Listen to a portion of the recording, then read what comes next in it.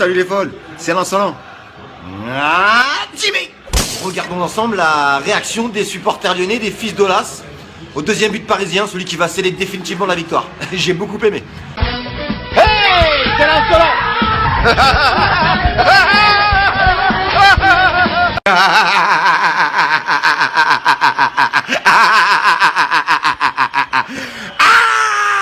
Bon, belle victoire ce soir. Elle est belle pourquoi? Elle est belle de une parce que c'est contre les fils d'Olas. Et Dieu sait que je les déteste, surtout leur président.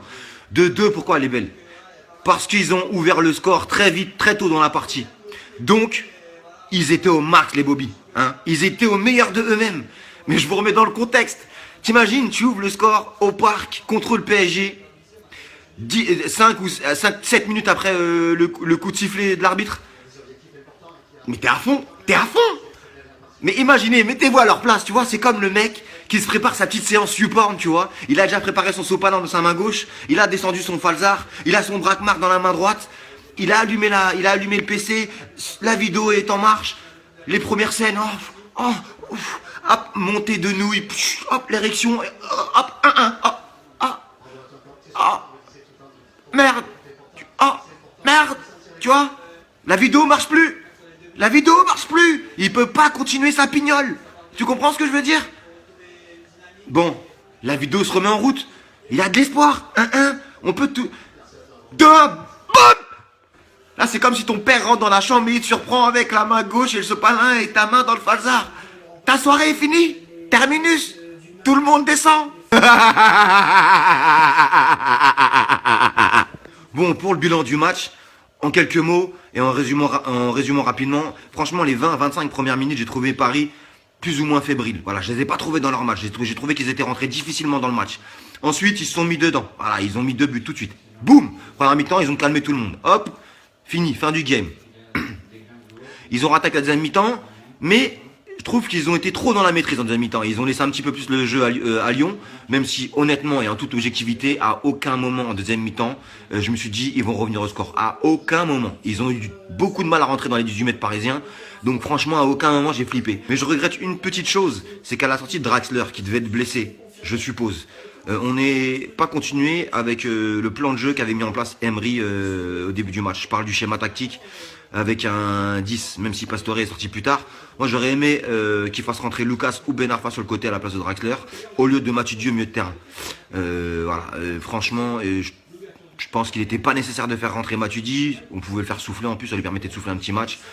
Et voilà, c'était pas un match où il pouvait apporter grand chose, Matuidi. La récupération de balles, franchement, comme je l'ai dit juste avant, franchement, j'ai pas eu un début de crotte au cul en deuxième mi-temps. À aucun moment j'ai pensé qu'ils allaient revenir au score. Donc voilà, c'est mon seul petit regret en deuxième mi-temps. Et je vous présente en avant-première la Air Pastore. Tu peux la toucher côté gauche, côté droit, dessus, dessous, pile, poil, pull. Tant que tu la touches avec l'Air Pastore, c'est passe D. Ben oui, je le dis depuis un moment, depuis qu'il est au club. Et même s'il a eu des blessures à répétition qui l'ont empêché d'être sur le terrain cette saison et une moitié de la saison dernière, ce joueur est un génie. C'est le distributeur officiel de caviar du Paris Saint-Germain, le distributeur de galettes. Ce joueur pue le football. Ce joueur a la science et la culture footballistique. Hein, il est exceptionnel. Exceptionnel. Faisons un petit peu le point sur les autres joueurs. Aurier parce qu'il a été beaucoup critiqué ces derniers temps et moi-même je l'ai critiqué. Il a eu 15 premières minutes assez difficiles, je l'ai trouvé un peu en dedans. Et ensuite, il a attrapé deux pailles là, il a enlevé une paille du sachet. Il l'a découpé en rondelles. Donc voilà, bravo Aurier. Moi j'avais dit qu'il allait être difficile de sortir Meunier du 11 type vu ses prestations. Mais voilà, et si Aurier s'accroche comme ça, c'est impeccable pour l'équipe parce qu'il nous reste 2 coupes et un titre national à jouer. Et en ayant deux latéraux de ce niveau qui vont jouer la concurrence, franchement c'est parfait. Donc voilà Chegué, accroche-toi. Franchement on est derrière toi, on a toujours été derrière toi, faut t'accrocher. Draxler, Draxler, je le dis tout le temps, c'est un joueur magnifique. C'est un joueur qui joue dans la simplicité, sans fioriture. L'exemple de son but est l'exemple parfait. Il y en a combien qui auraient fait un contrôle pour frapper ensuite? Non, lui il joue en une touche de balle. Une touche de balle, il profite de la vitesse de la passe à Pastore pour te la mettre à ras du poteau. Exceptionnel, exceptionnel ce joueur. Et quand il prend le ballon, toujours le souci d'aller vers l'avant, dans la verticalité, toujours face au jeu. Jamais il revient derrière. C'est ça que j'aime chez ce joueur. Dutch, la qualité allemande. Voilà. Parlons de Verratti. Verratti, ça y est, maintenant je vais trouver son surnom. Monsieur Tipex. Monsieur Tipex. Hey, il a effacé les Lyonnais comme il efface les fautes d'orthographe. À un moment, il a attrapé 4 Lyonnais, il les a effacés. Supprimés. Delete. Tout delete. Je vais pas faire le tour de l'équipe entière, mais juste pour faire un petit topo global. La défense a été costaud. Solide. Il y a juste Maxwell qui a fait une toute petite erreur de marquage sur le but. Ça va nous coûter un but avec Lacazette. Et il le voit pas partir et du coup il le reprend beaucoup trop tard. Voilà, j'ai trouvé Maxwell un tout petit peu un ton en dessous des autres, mais il a fait son match. Au milieu de terrain, de qui j'ai pas parlé, Rabiot qui a fait un excellent match. Je l'avais trouvé en dedans contre le Barça, mais bon, défaillance collective, et je l'avais trouvé un poil en dedans aussi contre Lorient. Voilà, ce soir je l'ai retrouvé comme on le connaît, battant, récupération de ballon, projection vers l'avant, dépassement de fonction. Donc voilà. Et en plus, notons que c'est le seul joueur qui est capable de frapper de loin au milieu de terrain. C'est ce qui nous manque au Paris Saint-Germain. C'est des joueurs qui sont capables de faire des frappes de 25-30 mètres devant à Di Maria ou Draxler qui sont capables de le faire. Mais au milieu de terrain, entre Verratti, Mota et Matuidi, il n'y en a pas un seul qui est capable de frapper de 30 mètres. Verratti, c'est parce qu'il n'ose pas, et les autres, c'est parce qu'ils n'ont pas la capacité de le faire. Donc Rabiot est le seul. Donc il est important pour l'effectif.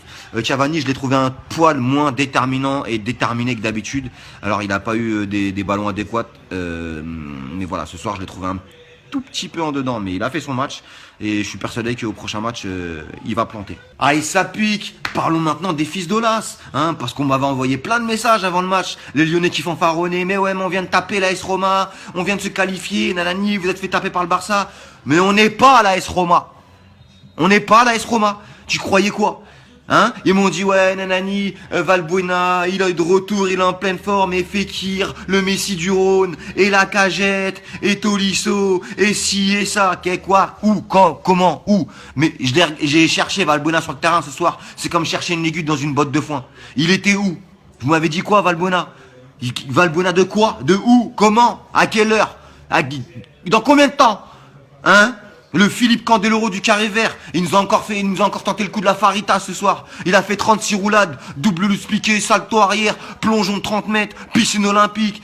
Je le déteste ce joueur, enculé de sa tante, je le déteste. Je le déteste. Ce gars-là est le seul joueur capable de prendre un sombrero avec une passe à ras de terre. Il est nul. Il est nul. Et Memphis Depay. Ouais, j'ai écouté Jean-Michel Aulas après le match contre la Roma. Il a comparé, il parlait de Pelé, du roi Pelé. Vous êtes sérieux? C'est vrai ce que je vous dis. Il l'a comparé au roi Pelé. Genre, ça lui faisait penser au roi Pelé. Mais moi, ce que ça me fait penser à une orange Pelé. Tu vois ce que je veux dire? Une orange Pelé. Bon, voilà, débrief fini. Le point positif, c'est quoi? C'est à 3 points de Monaco. C'est un titre qui va être difficile d'aller chercher. Monaco est une belle et une solide équipe. Faut dire ce qui est, faut être objectif. C'est vraiment une belle équipe. Maintenant, dans notre malheur et dans leur bonheur à eux, c'est qu'ils vont continuer à jouer la Champions League. Donc ça, ils vont puiser dans leurs ressources. C'est un motif d'espoir pour nous, pour aller jouer le titre jusqu'à la fin de la saison. Voilà les fous, vous pouvez continuer à me rejoindre sur ma page, Eddie Panam, sur mon compte perso, vous continuez à me suivre, je peux plus prendre d'amis, vous pouvez continuer à me suivre, donc le compte c'est Marc Eddy, et vous pouvez continuer à nous rejoindre comme d'habitude sur le groupe PSG Team officiel, qui compte désormais 44 000 membres. Voilà les amis, bonne semaine, et bon courage à tous. Comme je dis tout le temps, prenez soin de vous et de vos proches, le football, ça reste le football. Ciao.